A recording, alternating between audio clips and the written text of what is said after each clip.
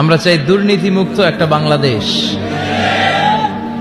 যে বাংলাদেশে মানুষ থাকবে স্বাধীন, তার কথা বলার স্বাধীনতা, তার সব ধরনের স্বাধীনতা যেখানে নিশ্চিত হবে, যেখানে খাদ্যে ভেজাল দেয়া হবে না, ওজনে কম দেয়া হবে না, মাছে ফরমালিন দেয়া হবে না, যে দেশে টেন্ডারবাজি থাকবে না, চাঁদাবাজি থাকবে না, কোন সুন্দরী নারী রাত্রিবেলা একা একা হেঁটে যাবে, তাকে ধর্ষিতা হওয়া লাগবে না।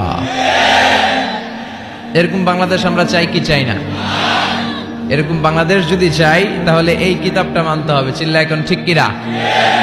আর সব সময় প্রশংসা করতে হবে একজনের, তিনি কে? কেউ যেটা পারে না, পারে কে? আল্লাহর মতো ক্ষমতাশালী কেউ আছে?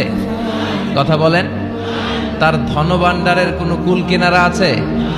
তার দয়া মায়ার কোনো পরিসীমা আছে?